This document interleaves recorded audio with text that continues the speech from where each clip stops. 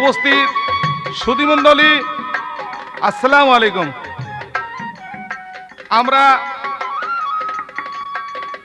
আপনাদের জন্য সুরমেলা রেকর্ডিংয়ের সৌজন্যে একটি উপহার নিয়ে এসেছি। সেই উপহার হলো শরীয়ত এবং মারফতের ক্যাসেটের গান। তাই শরীয়তের পক্ষ নিয়ে আমি মোহাম্মদ শামসু দেওয়ান কিছু বলার জন্য দাঁড়িয়েছি। আমার বিপক্ষে বাংলাদেশের প্রখ্যাত গায়িকা মোসাম্মদ আলেয়া বেগম মারফতের কথা আপনাদের সামনে আলাপ করবে। এই বলে আমি আমার গানখানি শুরু করলাম।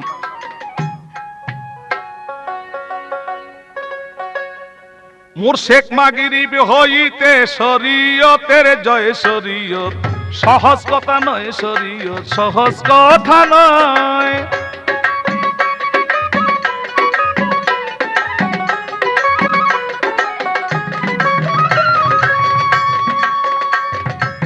গিয়াসউদ্দিন কুতুবে খাজা যে ব্যক্তি পাঞ্জে গানার পাইছিল মজা গো, গিয়াসউদ্দিন কুতুবে খাজা যে ব্যক্তি পাঞ্জে গানার পাইছিল মজা। আরে 2 রাকাত নামাজ, এইবার 2 রাকাত নফল নামাজে কোরআন খতমে হয় শরীয়ত, সহজ কথা নয় শরীয়ত, সহজ কথা নয়।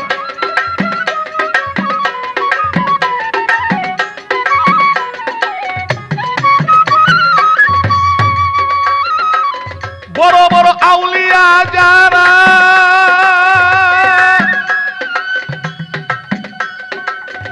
এলেমের সাগর তারা শরীয়তে পুরা গো, বড় বড় আউলিয়া যারা এলেমের সাগর তারা শরীয়তে পুরা, শরীয়ত ছাড়া দেয় না ধরায় আপনি দয়ে ময় শরীয়ত, সহজ কথা নয় শরীয়ত, সহজ কথা নয়।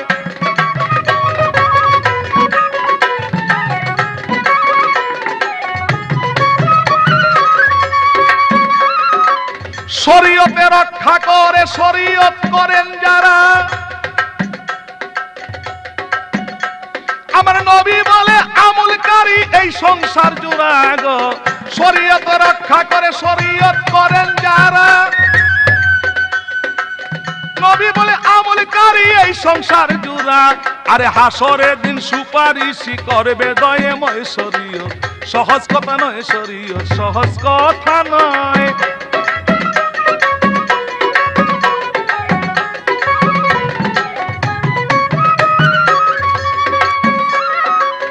বড় বড় আউলিয়া যারা এলেমের সাগর তারা শরীয়তে পুরা গো, বড় বড় আউলিয়া যারা এলেমের সাগর তারা শরীয়তে পুরা, শরীয়ত ছাড়া দেয় না ধরায় আপনি দয়েময় শরীয়ত, সহজ কথা নয় শরীয়ত, সহজ কথা নয়।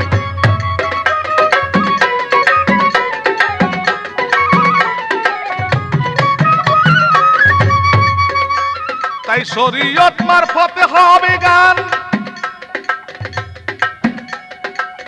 আপনারাই আছে গান শুনেন বর্তমানে গো, শরীয়ত মারফতে হবে গান, আপনারাই আছে গান শুনেন বর্তমান। আমি প্রথমবারে প্রশ্ন করতে আমার মনে লয় শরীয়ত, সহজ কথা নয় শরীয়ত, সহজ কথা নয়।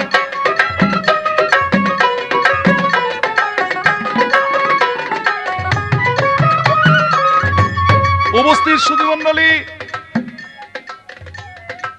তাই আমি শরীয়তের মহাজনী গান এখানে শেষ করে এবার আমি কিছু প্রশ্ন করতে চাই। মারফতের পক্ষপাতী যিনি, তিনির কাছে আমি জানতে চাব যে আল্লাহ বলেছেন এই শরীয়ত করলে তার মধ্যে রোজা, নামাজ, হজ, যাকাত, কলেমা এই 5টি বেনা আদায় করে তার সমস্ত আইনকে যদি রক্ষা করা হয়, মিথ্যা কথা না বলা হয়, তাইলে আল্লাহর হুকুম পালন করা হইল। আমার খালি প্রশ্ন থাকবে মারফতের পক্ষের কাছে, কি প্রশ্ন? সে প্রশ্নটা থাকবে যে শরীয়তের মধ্যে এমন কি নাই, যে এমন কি পাওয়া যাচ্ছে না যার জন্য মারফত করতে হবে? অর্থাৎ মারফতে গিয়া শরীয়তে এমন কি পাওয়া যায় না সেটাকে পূরণ করার জন্য মানুষ মারফত করে, এটা কি? এ আমার একটা প্রশ্ন থাকবে। আর একটা কথাই আমি জিজ্ঞাসা করতে চাই, আরে জানা থাকলে জবাব যেন সবার মধ্যে পাই গো। আর একটা কথাই আমি জিজ্ঞাসা করতে চাই, জানা থাকলে যেন জবাব সবার মধ্যে পাই, জানা থাকলে জবাব যেন সবার মধ্যে হয়। শরীয়ত সহজ কথা নয়, শরীয়ত সহজ কথা নয়।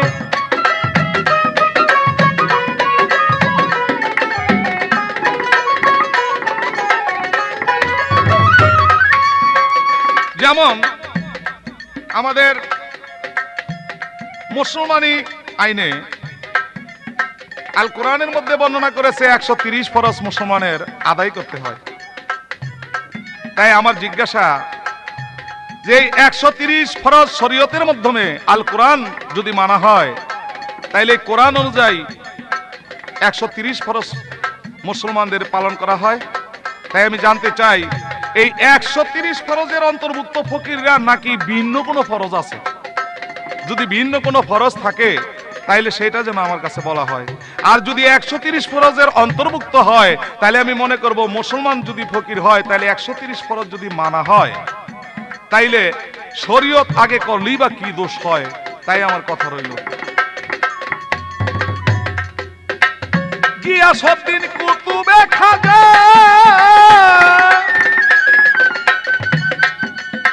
যেই ব্যক্তি পাঞ্জিগানার পাইছিল মৌজা গো। গিয়াসউদ্দিন কুতুবে খাজা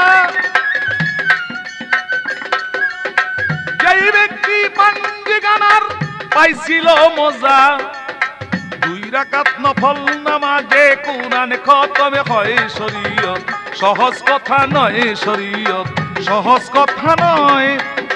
মুরশিদ মাগরিব হইতে শরীয়তের জয়, শরীয়ত মুখের কথা নয়, শরীয়ত সহজ কথা নয়।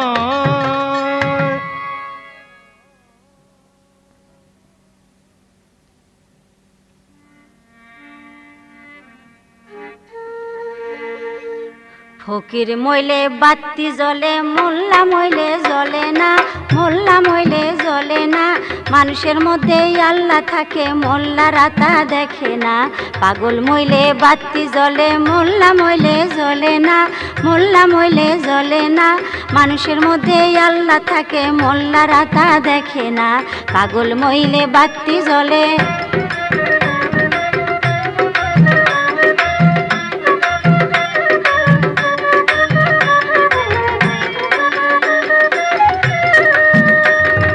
আশেক লোকের নামাজ রোজা লোকে কবু দেখে না, আর যায় নামাজ আর রোজুর পানি আয়াত সূরা লাগে না রে, আয়াত সূরা লাগে না। আল্লাহ চিনে করে সাজদা, আল্লাহ চিনে করে সাজদা, পাপ করে নাই সব গুনাহ। আল্লাহ চিনে করে সাজদা, মাফ করে নাই সব গুনাহ। পাগল মইলে বাতি জ্বলে, মোল্লা মইলে জ্বলে না, মোল্লা মইলে জ্বলে না। মানুষের মধ্যেই আল্লাহ থাকে, মোল্লারা তা জানে না। পাগল মইলে বাতি জ্বলে।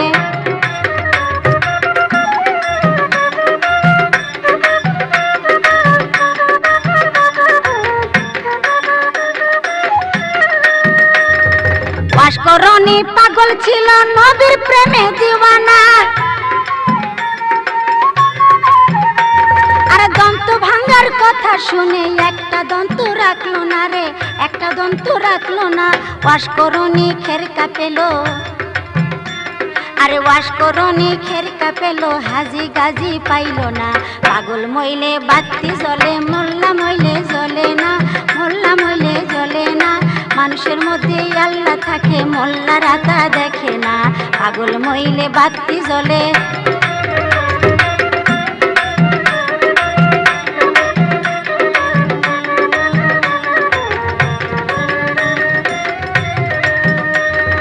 হাদিসে বলেছেন নবী গীবত কারো কইরো না।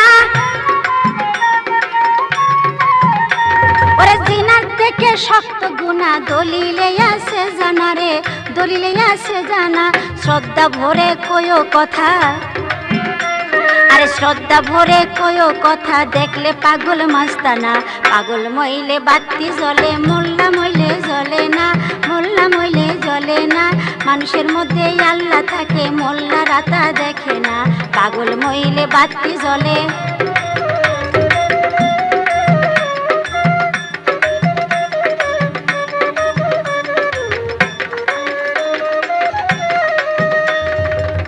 আজকে শরীয়ত আর মারফতের পালা। আপনারা কিছুক্ষণ আগেই শুনলেন আমার প্রতিপক্ষ শরীয়তের ভূমিকায় যার প্রথম পালা ছিল তিনি বাংলাদেশের প্রখ্যাত বাউল শামসুদ্দৌলা। সে প্রথম গান করলেন, গানের মাধ্যমে আমাকে প্রশ্ন করলেন মারফত সম্বন্ধে। আমি বলবো যে আপনি শরীয়তের ভূমিকা নিয়ে আমাকে যে প্রশ্ন করলেন সেই প্রশ্নটা কিভাবে করলেন, কেন করলেন আমি বুঝতে পারলাম না। আপনি প্রথমে যে কথাগুলি জিজ্ঞাসা করলেন সেই কথাগুলি হলো হজ, যাকাত, নামাজ, রোজা, কালেমা। ইহা হলো শরীয়তের পঞ্চবেনা। আমি মারফত আদায় করি, শরীয়তে এমন কি নাই যার জন্য আমি মারফতের দেশে যাই। আমি বলবো শরীয়তের দেশে সবকিছুই যে আছে সেটা আপনি হলফ করে বলতে পারবেন না। আমি যদি বলি আমরা মোটামুটি যারা মারফতের লাইনে তাদেরকে অনেকে ফকির সম্বোধন করে থাকি, কিন্তু ফকিরেরা যে খাবারটা পছন্দ করে সেই খাবারটা যেমন খিচুড়ি। আমি যদি বলি যে আপনার শরীয়তে কি খিচুড়ি আছে, আপনার শরীয়তে কি ডাল চাল আছে, আপনার শরীয়তে কি রসগোল্লা আছে, এরকম যদি আমি নানান প্রকারের প্রশ্ন করি তাহলে অবশ্যই অনেক কথা আসবে যে এটা নাই, এটা নাই, এটা নাই।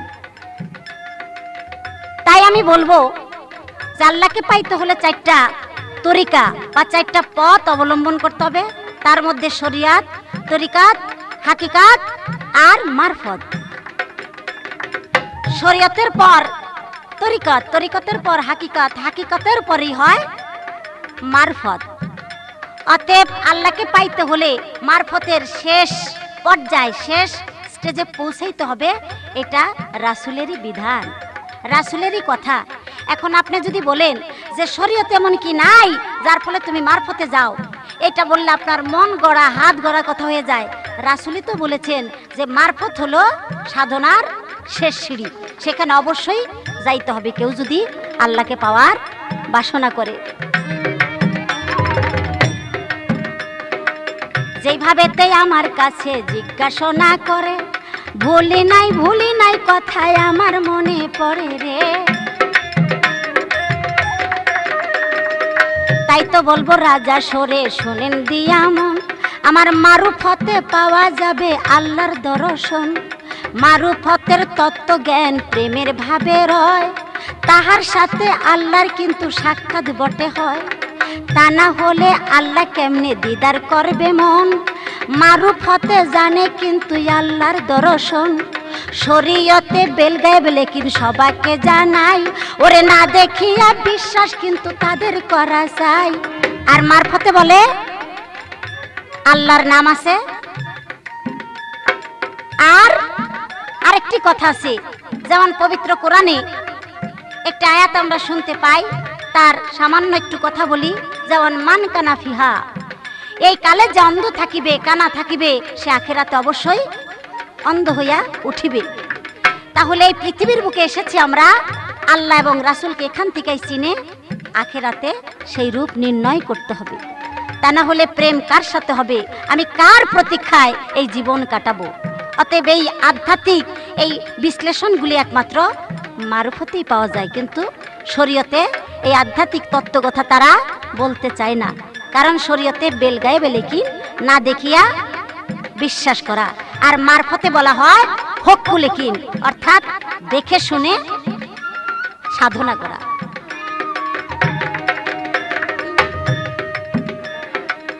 আশা করি একটা কথা শেষ হইয়া গেল, আরো একটি কথা তাহার জবাব দিতে হলো। আমি বলবো কথা রাজা সরে, আমি বলবো কথা রাজা সরে, কথা শুই না নিবেন লক্ষ্য করে, বলবো কথা রাজা সরে।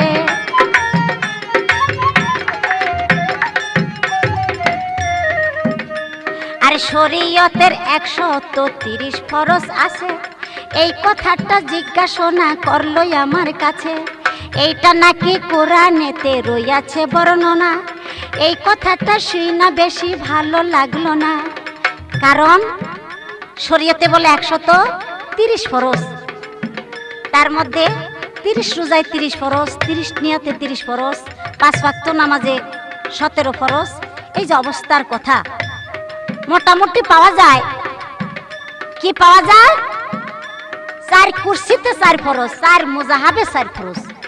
আমি যদি আপনার কাছে জানতে চাই, যেটা যদি ফরজ হয় তাহলে ফরজ অবশ্যই পবিত্র কোরআনে থাকা দরকার, কিন্তু 4 কুরসিতে 4 ফরজ, 4 মুজাহাবে 4 ফরজ, আপনি কি সমস্ত কোরআন ঘাইটা খুঁজা আমাকে দেখাইতে পারবেন যে অমুক সূরার অমুক আয়াতে 4 কুরসি ফরজ এবং 4 মুজাহাব ফরজ দেখাইতে পারবেন? যদি না দেখাইতে পারেন তাহলে আমার মনে হয় আপনারা যা জানেন না, যা বুঝেন না, সেইটা নিয়ে মারফতের ফকিরদের সাথে তর্ক না জোড়াটাই ভালো হয়। তা না হলে আপনারা যে কত অজ্ঞ, আপনারা যে অনেক কিছু জানেন না, সেটা কিন্তু প্রমাণিত হয়ে যাবে সকলের কাছে।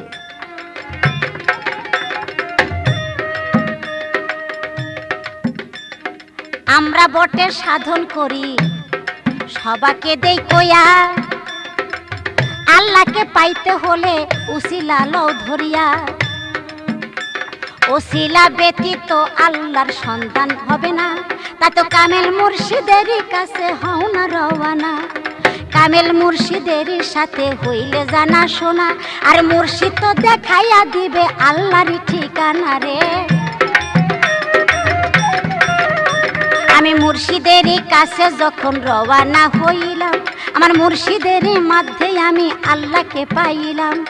আল্লাহ রসুলের সন্ধান যেই জায়গাতে পাই, আমি তাহার কথা শুই না বাবা সাধন করতে চাই। আর ইহা ভিন্ন নাই রে কথা, ইহা ভিন্ন নাই রে কথা, এই মোল্লাটাই বুঝে না। পাগল মইলে বাতি জ্বলে, মোল্লা মইলে জ্বলে না, মোল্লা মইলে জ্বলে না। মানুষের মধ্যেই আল্লাহ থাকে, মোল্লারা তা দেখে না। পাগল মইলে বাতি জ্বলে।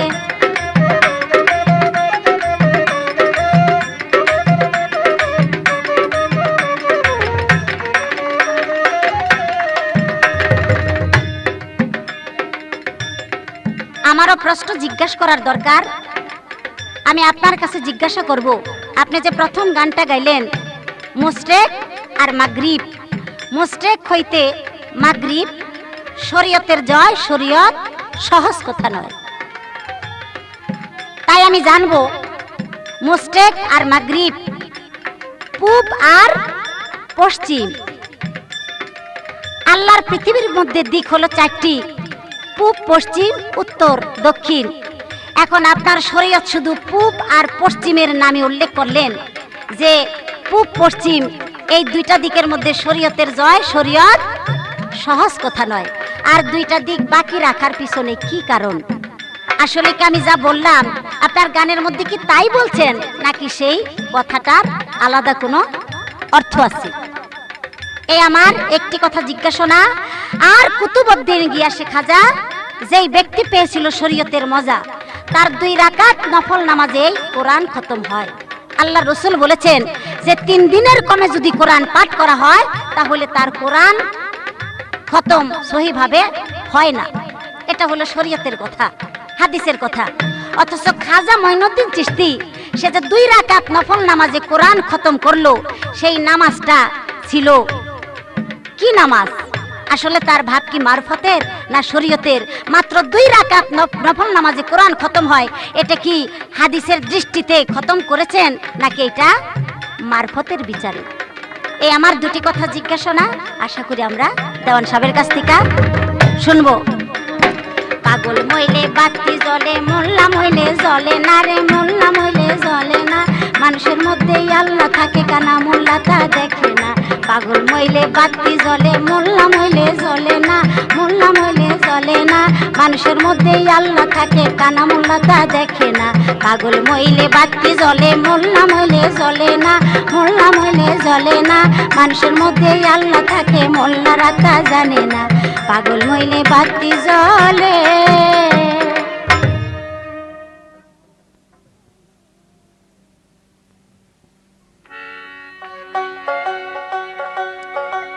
ও নিষেধে বারে বার খবরদারে বলছে রাসূলুল্লাহ, লয়ো না চুলাই ফকিরের সল্লা। ও নিষেধে বারে বার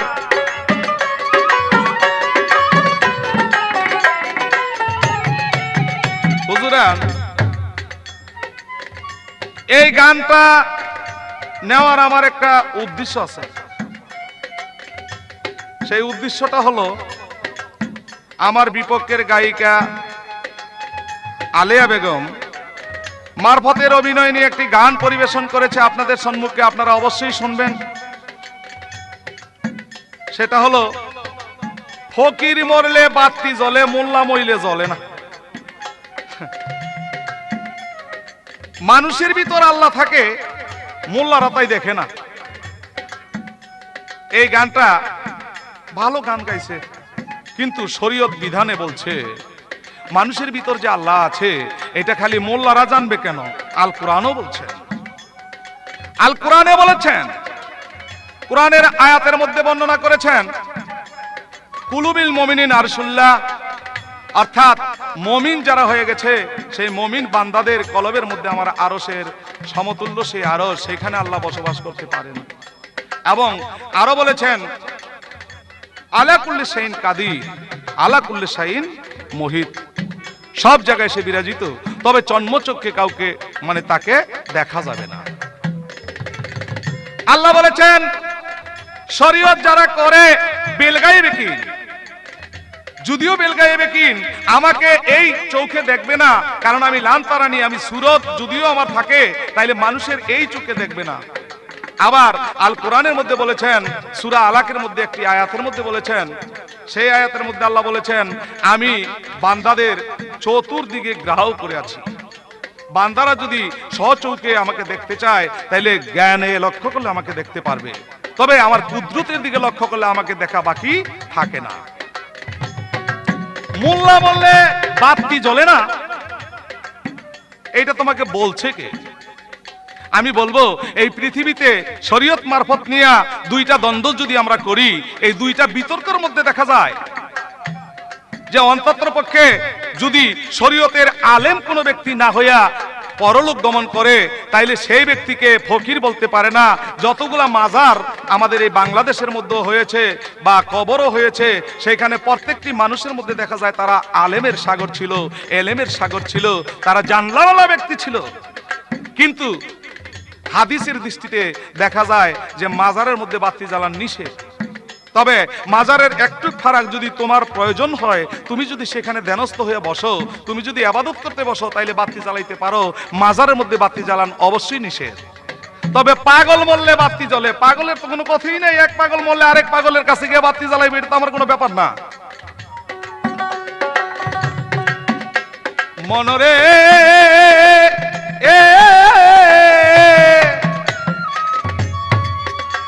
আরে মুসলমান করিলে দাবি, নবীজি নিশানা মানবি, কোরআন দইরা পরগা বিসমিল্লাহ। হায় রে কোরআন ধরে পরগা বিসমিল্লাহ।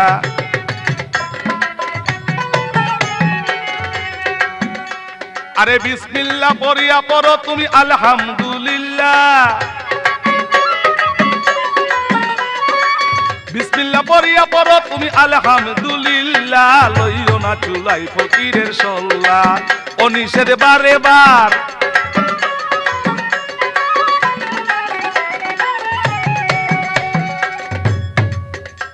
মনরে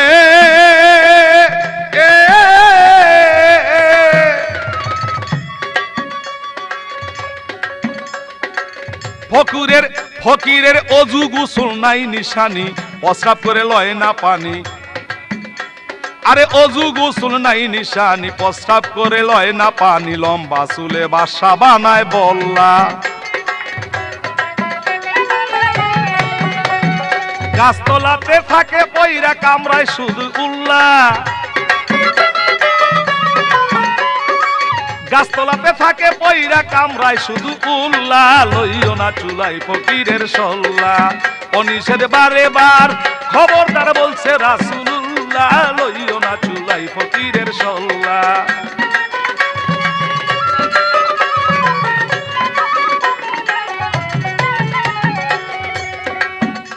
মনরে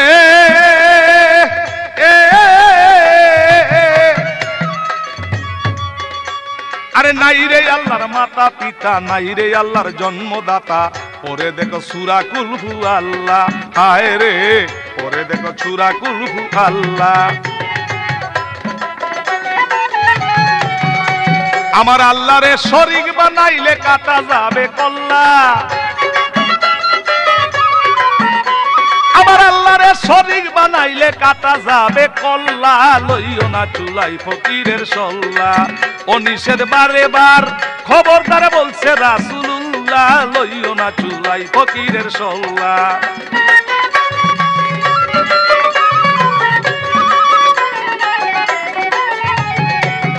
এই অন্তরায় বলা হয়েছে নাই রে আল্লাহর মাতা পিতা, নাই রে আল্লাহর জন্মদাতা, পরে দেখো সূরা কুল হু আল্লাহ। কারণ সূরা ইখলাসের মধ্যে বলেছেন আল্লাহ কারো ঘরে জন্ম নেন নাই, কারোর এসে জন্ম দেন নাই, তার পিতা মাতা নাই, পুত্র কন্যা নাই, সে লা শরীকা লাহু, তার কোনো শরীক নেই। আর এই আল্লাহকে তারা মারফতের সাধনায় গিয়া তার রূপ দর্শন করে। আল্লাহ তো বলেছেন আমার রূপ দর্শন করতে পারো না, যেহেতু আমার একজন পয়গম্বর ছিল, সেই পয়গম্বরের নাম ছিল মুসা পয়গম্বর, আর মুসা পয়গম্বর তুর পাহাড়ে গিয়া আমার দর্শন লাভ করতে চেয়েছিল। তাই আমি বলেছিলাম, মুসা বলেছিল রাব্বি আন্নি, আমি তোমাকে দেখতে চাই, আর আমি বলেছিলাম লান তারানি, আমাকে তুমি দেখতে পারবা না। তাই মুসা নবী আল্লাহকে দেখতে পারে নাই, আর সামান্য ফকিরেরা বলে আল্লাহ রূপ দর্শন করে। ফকির যেমন এমন ভাবছে যে আল্লাহ যেমন যেমন তেমন একটা কি জানি। তবে ব্যাপার কি বাবা, আজকাল কিয়ামতের লক্ষণ এসে গেছে। হাদিস কোরআনের উপর লক্ষ্য করবে না, তার বিকল্প অর্থ করে মানুষকে বুঝাইতে চেষ্টা করে।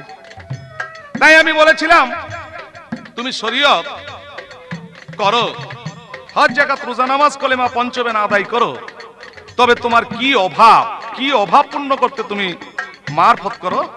কয় মারফত একটা তরিকা, এটাকে পালন করি। হ্যাঁ এটা ঠিক, মারফত তরিকা তুমি পালন করো, আমার কোনো আপত্তি নাই, কিন্তু শরীয়ত কইরা তো করবা। শরীয়ত করো, তরিকত করো, হাকিকত করো, মারফত করো, আমার কোনো ব্যাপার না।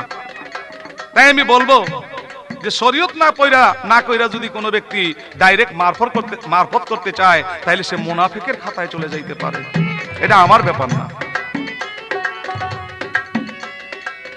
আর একটা কথা হুজুর সবার মধ্যে কয়, ধীরে ধীরে এই জায়গাতে দিব পরিচয় গো। আর একটা কথাই আমায় সবার মধ্যে কয়, ধীরে ধীরে এই জায়গাতে দিব পরিচয়। 130 ফরজের কথা, কোরআনের কথা কইলাম, কোরআনের কথা কইয়া দমক বুঝি খাইলাম। এক হইতে 30টা সিপারা আল কোরআনের, 114টা সূরা, 6666টা আয়াত, এই সম্পূর্ণ কোরআন মানাই ফরজ, সম্পূর্ণ কোরআনকে পড়াই ফরজ, এবং কোরআনের অনুকরণ করাই ফরজ। তাই কোরআনের দৃষ্টিতে ইঙ্গিত দিয়েছে আমি 130 ফরজ গণ্য করলাম, আমার হাবিবের দ্বারা সেটা প্রকাশ হবে, যার জন্য 130 ফরজের মধ্যে গণ্য করেছেন 4টি কুরসি এবং 4টি মুজাহাব, এগুলা গণ্য করেছেন। তবে মুজাহাব সৃষ্টি করেছেন আমার নবী করিম সাল্লাল্লাহু আলাইহি সাল্লামের মতকে লক্ষ্য করে, এবং কুরসিকে ফরজ করেছেন আমার রাসূল আকরাম সাল্লাল্লাহু আলাইহি সাল্লামের সম্মানার্থে। আমার আল্লাহ বলেছেন আমি নবীকে যদি সৃষ্টি না করতাম তাহলে পৃথিবীকে সৃষ্টি করতাম না। এখন আমার নবীর হুকুমে, আমার নবীর উদ্দেশ্যে, আমি নবীর উদ্দেশ্যে জগৎকে সৃষ্টি করে আমার রাসূল আকরাম সাল্লাল্লাহু আলাইহি সাল্লামের সম্মানার্থে আমি সমস্ত কিছু করতে পারি, আমার মনের সেটা অভিলাষ, এটা আমার আল্লাহর কথা। তাই আমি বলবো এই 130 ফরজ তোমার মারফতের মধ্যে আছে কিনা সেটাই আমার প্রশ্ন ছিল।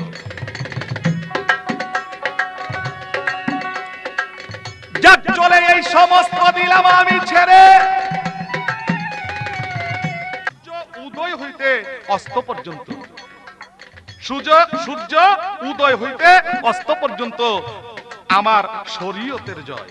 তাইলে উদয় হইতে অস্ত পর্যন্ত যদি হয় তাহলে পূর্ব হইতে পশ্চিম এবং দক্ষিণ হইতে উত্তর, উত্তর হইতে দক্ষিণ, এটা সর্ব জায়গায় বিরাজিত তার আলো। আর যখন তার অস্ত যায় সূর্য, তখন আলো আর সেই চতুর্দিকের একদিকও থাকে না, যার জন্য মুশরিক মাগরিব বলা হয়েছে।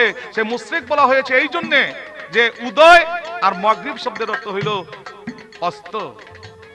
কাজী এখানে দিকের এই ধরনের বলা হয় নাই পূর্ব পশ্চিমেই শুধু সূর্য থাকবে বা শরীয়ত থাকবে, উত্তর দক্ষিণে থাকবে না, এইটার কোনো প্রশ্ন বলা হয় নাই।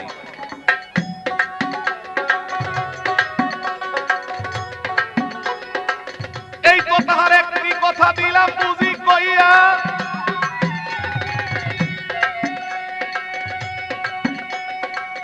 আরে কথা প্রশ্ন করে বিনাইয়া বিনাইয়া, এই কথার একটি কথা দিলাম বুঝি কইয়া, আরে কথা জিজ্ঞাস করে বিনাইয়া বিনাইয়া, আমি সহজে তার জবাব দিব, ধীরে ধীরে জবাব দিব। শোনেন আসে গান, ধীরে ধীরে জবাব দিব, আপনারা শোনেন বর্তমান। ওই আমার আল্লাহরে শরীক বানাইলে কাটা যাবে কল্লা, লইও না চুলাই ফকিরের সল্লা, ও নিষেধ বারে বার খবরদার বলছে রাসূলুল্লাহ, লইও না চুলাই ফকিরের সল্লা।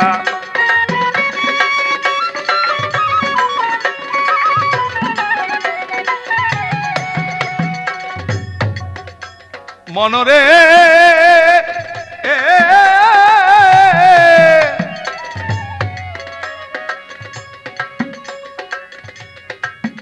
কোরআন শরীফের আরেকটি আয়াত দ্বারা বলেছেন এই কালে যে ব্যক্তি অন্ধ থাকিবে সেই ব্যক্তি হাসরের কালে অন্ধ হয়ে উঠিবে। হ্যাঁ, এটা ঠিক, আল কোরআনের কথা। কিন্তু কি অন্ধ? তোমার চক্ষু অন্ধ? আল্লাহকে দেখার জন্য তোমাকে এই কথা বলেছে? না, এই কথা শুধু আল্লাহকে দেখার জন্য বলা হয় নাই, বলা হয়েছে নামাজের মাধ্যমে যদি কোনো ব্যক্তি সেই আল্লাহর দিদারের দিকে লক্ষ্য না করে, আর সেই ব্যক্তি যদি নামাজকে না দেখে, আর এই নামাজের মাধ্যমে যে আমার আল্লাহকে পাওয়া যায় সেইটা যদি না দেখা যায়, না বোঝা যায়, তাহলে সেই ব্যক্তি হাসরের দিন অন্ধ হয়ে উঠিবে।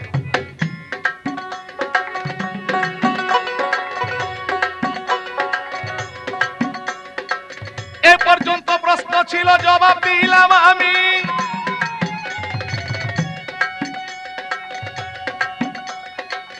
এইবার আমি প্রশ্ন করি, আছেন যত জ্ঞানী, এইবার আমার প্রশ্ন আসে, শুনেন আসি গান। আপনারা শুনিয়া যাবেন সবাই বর্তমান। এবার আমার প্রশ্ন থাকবে, গানের মধ্যে শুনতে পারলাম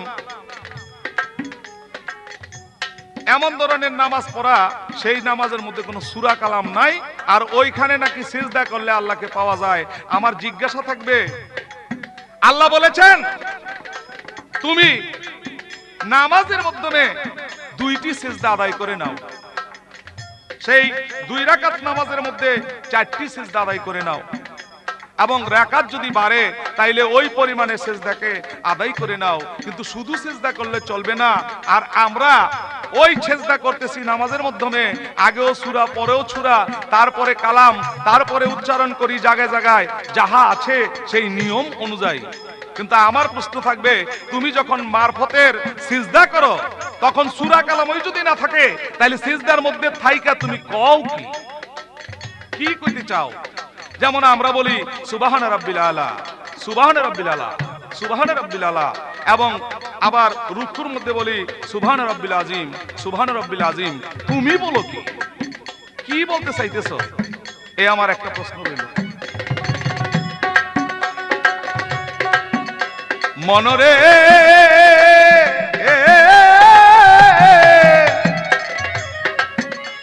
আরে মুসলমান করিলে দাবি, নবীজি নিশানা মানবি, কোরআন দইরা পড় গা বিসমিল্লাহ।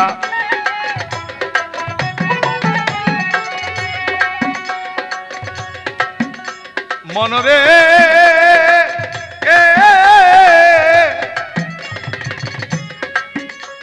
আরে মুন্সি সাহেব বলে মুরিদ করে দলে দলে, এই বেটা গো জাহান্নামে মাল্লা।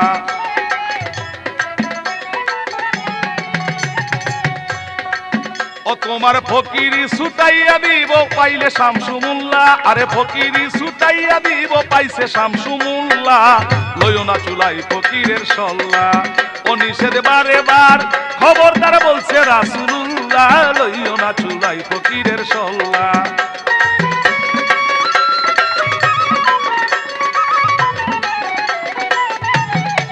খাজা মাইনুদ্দিন চিশতি রাহমাতুল্লাহ আলাইহি, তার বাবা, তার নাম ছিলেন গিয়াসউদ্দিন কুতুবে খাজা। তাই আমার প্রথম গানটাই ছিল গিয়াসউদ্দিন কুতুবে খাজা, যেই ব্যক্তি পাঞ্জে গানার পাইছিল মজা, 2 রাকাত নফল নামাজে কোরআন খতম হয়। আমার প্রশ্ন করলো, এটা কি নামাজ? নামাজ নামাজ হয়তো তার মধ্যে প্রকার ভেদ থাকতে পারে, এই হয়তো সুন্নত, হয়তো ফরজ, হয়তো ওয়াজিব, হয়তো নফল। কিন্তু আমি উল্লেখ করে গিয়েছিলাম 2 রাকাত নফল নামাজে কোরআন খতম হয়। তাইলে নফল নামাজ যদি তুমি মারফতের মধ্যে গণ্য করো, তাইলে নফল থাকলে তো ওয়াজিবও থাকবো, ওয়াজিব থাকলে তো সুন্নতও থাকবো, আর সুন্নত থাকলে তো ফরজও থাকবো। তাইলে তোমার মারফতটা কই? আমি এখানে মারফত তো দেখি না।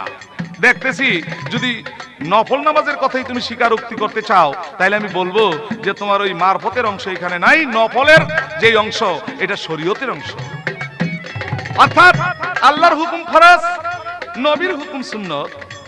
এবং আমার নবী করিম সাল্লাল্লাহু আলাইহি সাল্লাম রুহানি ফেরেশতাদের নিয়ে যেই নামাজ আদায় করেছিলেন সেটা হলো ওয়াজিব। ওয়াজিব শব্দের অর্থ হলো প্রয়োজনীয়, উত্তম কাজ। তাই নফল শব্দের অর্থ হলো আমার নিজের ইবাদত, অর্থাৎ আল্লাহর হুকুমের অপেক্ষা করব না, সেই অপেক্ষা না করে আমার ইবাদত আমি করব। সেই নফল নামাজ কিভাবে আদায় করতে হয়? আমার নবী করিম সাল্লাল্লাহু আলাইহি সাল্লাম বলেছেন, একবার সূরা ফাতিহা, আবার 3 বার কুল হুয়াল্লাহ পরে যদি সেই নফল নামাজকে আদায় করা হয়, তাইলে এই নফল 2 রাকাত নামাজের মধ্যে কোরআন খতম হয়ে যায়। কিন্তু নবী করিম সাল্লাল্লাহু আলাইহি সাল্লাম বলেছেন, যদি কেরাত করে কোনো ব্যক্তি কোরআনকে পড়তে চায় তাহলে 3 দিনের কমে সেটাকে খতম হয় না। আবার একাত্রিতভাবে কোরআনকে খতম করা যাইতে পারে যদি কুল হুয়াল্লাহ সূরা 3 বার এবং সূরা ফাতিহাকে খালেস নিয়তে পড়া হয়, তাহলে সেটা কোরআন খতমের মধ্যে গণ্য হয়ে যায় আমার আল্লাহ এবং নবীর আদেশ অনুযায়ী।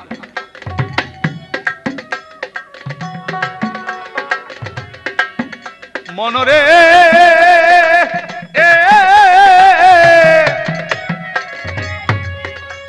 আমি আরেক কথা প্রশ্ন করি, লাগে না যে দৌড়া দৌড়ি, দয়া কইরা জবাব করো খোলা।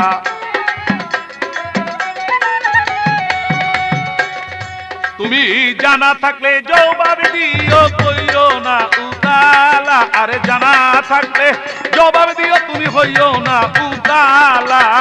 লইও না চুলাই ফকিরের সল্লা।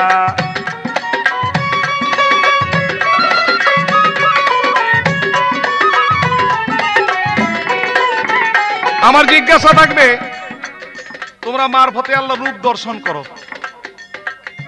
কিন্তু আল্লাহকে দেখতে কি রকম, তার রকমটা কি, কি রূপ, কে কোন দিন কোথায় কেমনে কিভাবে কোন সাধনার বলে দেখেছিল, নাকি দেখে নাই শুইনি কও।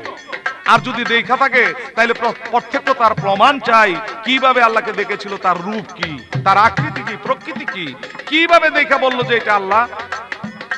এই আমার একটা প্রশ্ন রইল। নিষেধ বারে বার খবর তারে বলছে রাসূলুল্লাহ, লইও না চুলাই ফকিরের সোল্লা। ও নিষেধ বারে বার খবর তারে বলছে রাসূলুল্লাহ, লইও না চুলাই ফকিরের সোল্লা।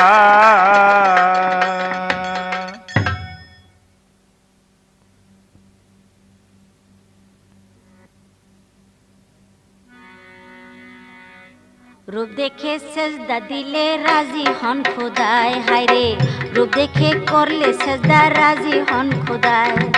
না দেখে রূপ সেজদা করে অন্ধ তারে কয়, হায়রে না দেখে রূপ সেজদা করলে অন্ধ তারে কয়। না দেখে হায়রে রূপ দেখিয়া সেজদা দিলে রাজি হন খোদায়, হায়রে রূপ দেখে সিজদা দিলে রাজি হন খোদায়।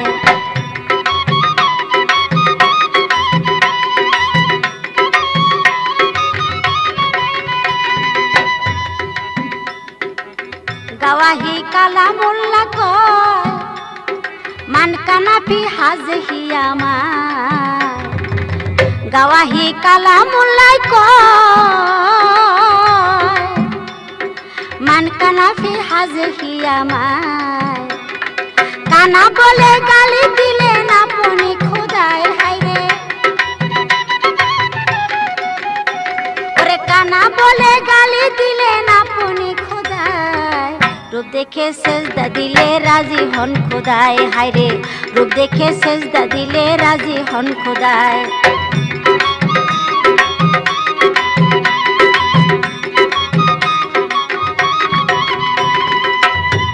আয়াতে বলা হয়, ওয়া হুয়া মাকুম আইনামা কুনতুম ফি আনফুসিকুম আফালা তুবসিরুন। যতক্ষণ পর্যন্ত না দেখা যাবে, না চেনা যাবে, জানা শোনা যতক্ষণ পর্যন্ত না হবে, ততক্ষণ পর্যন্ত তার কোনো প্রকারের ইবাদত আল্লাহর দরবারে কবুল হবে না। এটা আমার কথা না, এটা অবশ্যই দলিলের কথা। বিধায় আমি এইটুকুই বলবো যে কথাটার যে কি মর্ম অর্থ, যদি আপনারা একবার বুঝতেন, যারা মুসল্লি যারা মোল্লা, তাহলে তারা অবশ্যই বুঝতেন যে শুধু শরীয়তের ইবাদত করে আর পাঞ্জেগানা পাঁচ বেলা নামাজ পড়েই সঠিক পথ পাওয়া যাবে না। যদি শুধু শরীয়তেই পাওয়া যাইতো তাহলে মানুষ কোনোদিন শরীয়তের পথ ছেড়ে মারফতে যাইতো না। তাই আমি বলবো রে বাবা, সময় খুব অল্প, অল্প সময়ের মধ্যে শরীয়তের অদেখা কথা, শরীয়তের বেলগাবে লেকিন সেই একিন করে আর সে আবাদত করতে করতে বেলা ফুরে যায়, তারপরে মারফতের ঘরে যাওয়ার আর সময় বা সুযোগ হয় না।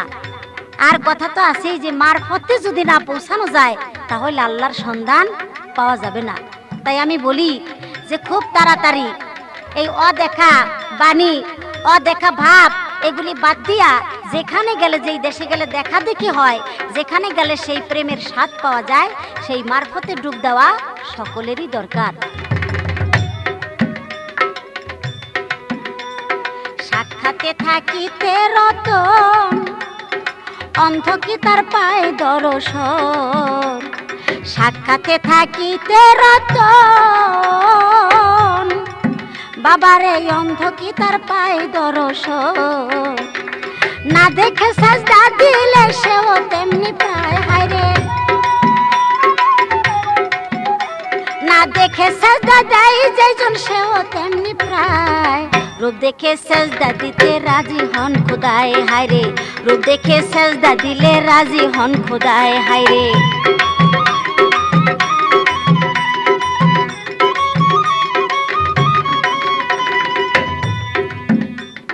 রূপ দেখিয়া বন্দেগি আদায়, ফরমান জারি আপে খোদায়। রূপ দেখে বন্দেগি আদায়, ওরে ফরমান জারিয়া পে খোদা। আহু আমায় কুম দলিলে কই নজির দেখা যায়, হায়রে আহু আমায় কুম দলিলে কই নজির দেখা যায়। রূপ দেখে সেজদা দিলে রাজি হন খোদায়, হায়রে রূপ দেখে সেজদা দিলে রাজি হন খোদায়।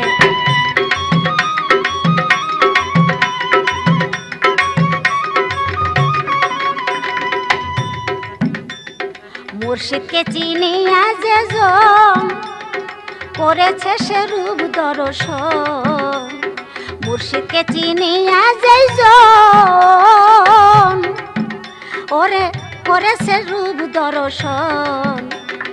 লালন শাহের বচন হায়রে দুর্দুবুল সদাই, হায়রে লালন শাহের বচন দুর্দুবুল সদাই। রূপ দেখে সেজদা দিলে রাজি হন খোদায়, হায়রে রূপ দেখে দিলে সেজদা রাজি হন খোদায়।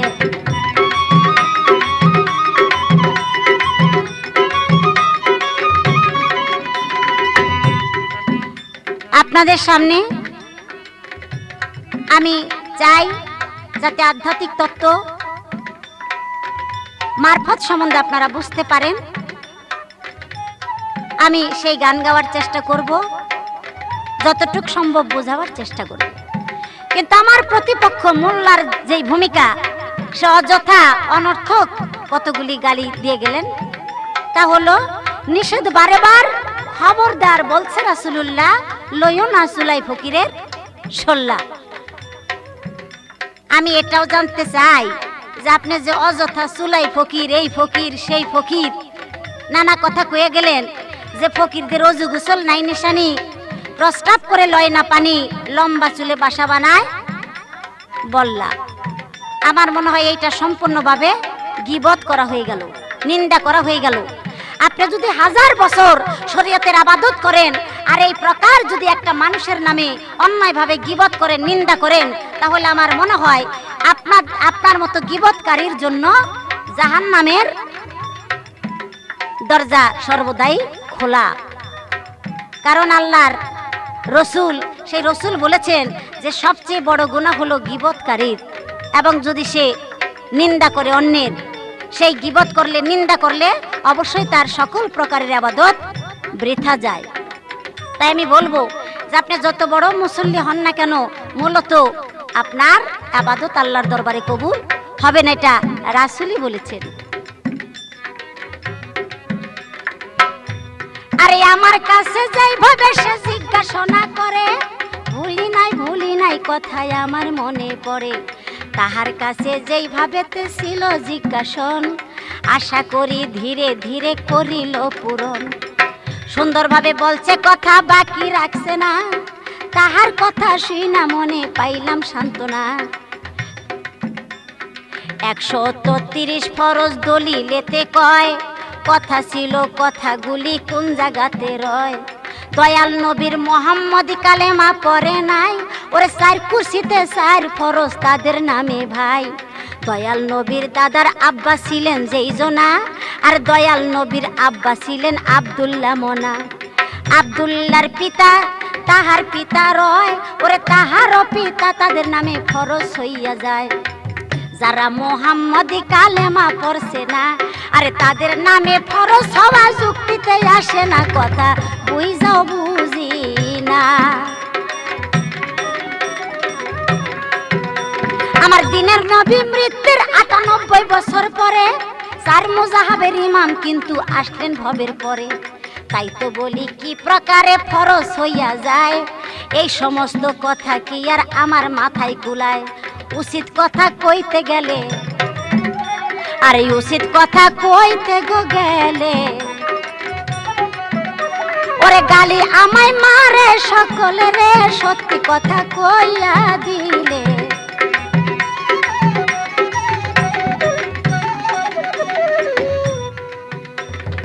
যা কই সমস্ত কথাই আমি রাখিলাম বারণ, আমার কাছে জিজ্ঞাসা করে জবাবের প্রয়োজন। আমি বলেছি আল্লাহর রূপ দেখতে হবে, চিনতে হবে, সে আমার কাছে চাইলো পরিচয়। মুসা নবীর কথা দিয়া আমায় বুঝাইতে চায়। মুসা নবী একজন নবী ছিল, তার মধ্যে গর্ব ছিল হায়। তাই তো তার গর্বকে খর্ব করার জন্য তারে একদিন পাঠায় কার কাছে? খোয়াজ খিজিরের দরগায়। খোয়াজ খিজির সে মারফতের এলেম তত্ত্ব ছিলেন তিনি জ্ঞানী। তাই তো তাহার কাছে গিয়াছিলেন, আমি এটা দলিলেতে শুনি। এত বড় নবী হইয়া জ্ঞান অর্জন করতে সেই খোয়াজ খিজিরের কাছে যায়। তাই তো বলি আধ্যাত্মিক তত্ত্ব এত সহজ ব্যাপার নয়। যেমন ছিল আউলিয়া মনসুর হাল্লাজ রে, আমি সবাকে জানাই, ওরে আল্লাহর নামে পাগল হইল, তার ঘর বাড়ির আশা নাই। আনাল হক আমি হক কইল, ওরে শরীয়তের অস্ত্র দিয়া তাকে কাটিয়া ফেলিল। তবু প্রতিটি টুকরায় আইনাল হক আর আল্লাহ আল্লাহ জিকির করতেছিল। ওরে পুরাইয়া ছাই বানাইলো, ছাইর মধ্যে সেই আল্লাহর নাম জপিল। আরে তার নামই হলো মারফত রূপ, আমি আপনাকে জানাই। আরে আল্লাহর নামে কেহ যদি একবার বিলীন হইতে পারে ভাই, আরে সেই জন পাবে আল্লাহর দিদার, বলছি এই সবাই আমি। ওরে তাহার সাথে আল্লাহর সাথে প্রেমের বাধা হয়, রূপ দেখে সেজদা দিলে রাজি হন খোদায়। হায় রে, রূপ দেখে সেজদা দিলে রাজি হন খোদায়।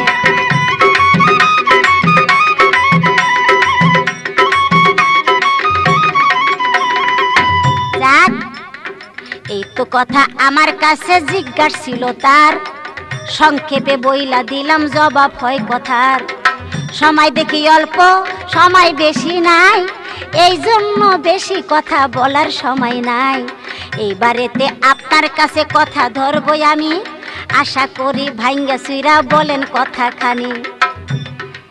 আমি যদি সত্যিকার অর্থে সেই আমাকে নিন্দা করছেন ওই কথা বলতে যাই, তাহলে হয়তো 2-4 ঘন্টার মধ্যে কুলাবে না। আমারে চুলাই ফকির কয়, কারণ আমার চুল বেশি বেশি। আর মোল্লা তো মানুষের বাড়ি খাইতে খাইতে চুল গেছে গা পইরা, মাথায় গেছে গা টাক হইয়া। এখন আরেকজনের চুল দেখলে আর সহ্য হয় না, খালি চুলাই ফকির চুলাই ফকির। তাই আমি বলবো যে ফকিরে নিন্দা করতে করতে আপনি একটু চান্দি শেষ হয়ে গেছে, বাকি কয়টাও মনে হয় উইটা যাওয়ার সম্ভাবনা আছে। অতএব আল্লাহর ফকির যে, আল্লাহ তাকে ভালোবাসেন। আল্লাহ বলেন যে আমার সাথে যদি কেউ দুশ্মনী করতে চায়, তাহলে সে যেন আমার ওলি আউলিয়ার নামে গীবত গায়। আমার আউলিয়ার নামে যে গীবত গায়, যে নাকি তার শত্রুতা করে, সে যেন আমার সাথে যুদ্ধ করার জন্য প্রস্তুত হয়ে যায়। অতএব আমি আর বেশি বলবো না, কারণ বর্তমানে মোল্লা গো অবস্থা খুব একটা ভালো মনে হইতেছে না। তারা বর্তমানে হাট বাজারে বিক্রি হইতেছে। কয়েকদিন আগে ফরিদপুর যাইয়া শুনলাম, ওই নোয়াখালী কুমিল্লা ওখান থেকে 20-25 জন মুসল্লিরা গেছে ফরিদপুর হাটের মাঠে যায় বৈশা আছে। বৈশা থাকার পর ওই রমজানের চাঁদ উদয়, যার যেই মোল্লারে পছন্দ সে কন্ট্রাক্ট কইরা বাড়িতে নিয়ে যায়। মানে 1 মাস ওই খতমে জামাত পড়াবে, অর্থাৎ সেই তারাবি নামাজ আদায় করবে। এই 500-1000 যে যেমনে পারে, যার চেহারা দেখে পছন্দ হয় তাকে ওখান থেকে হাটের থেকে কিনে আনা ধরছি। অতএব আমি বলবো যে সত্যিকার অর্থে আল্লাহর ভালোবাসার পাত্র হন নাই, তাই তো আপনাদের এখন দল পাকাইয়া হাটের মাঠে বসতে হয়, যাতে আপনাদেরকে টাকার বিনিময়ে মানুষে খরিদ করে। অতএব যারা নাকি আল্লাহর ফকির, তারা পৃথিবীর বুকে টাকা পয়সার ধার ধারে না। যখন নাকি এই পৃথিবীর বুক থেকে তারা পর্দা টানে, তাদের দরবারে হাজার হাজার লক্ষ লক্ষ টাকা বিছায়া পড়ে, কিন্তু সেই টাকায় তার ভক্তবৃন্দ অর্থাৎ তার সন্তানদের উপকার হয়, সেই টাকায় তারা কখনো লোভ করে না। অতএব সেই ফকিরের গুণাবলী যদি বলতে যাই, তাহলে সত্যিকার অর্থে ফকির হলো আল্লাহর জাতের সাথে জাত মিলানো। সেই ফকির কাঙ্গাল না, যার ফলে এখানে সেখানে হাত মাগারও দরকার পড়ে না। এই পর্যন্তই কথা মোটামুটি ভাবে বলার চেষ্টা করলাম। আর আপনার কাছে আমার জানার দরকার, সূরা বাকারায় বর্ণনা আল্লাহ বলেছেন যে আমার পবিত্র কোরআনের একটি আয়াত কোথাও যদি পাঠ করা হয়, তার বিনিময়ে যদি সামান্য অর্থ গ্রহণ করা হয়, তাহলে সে যেন দুজকের আগুন ইচ্ছাকৃতভাবে তার পেটের মধ্যে ভরলো। এটা আমার মুখের কথা না।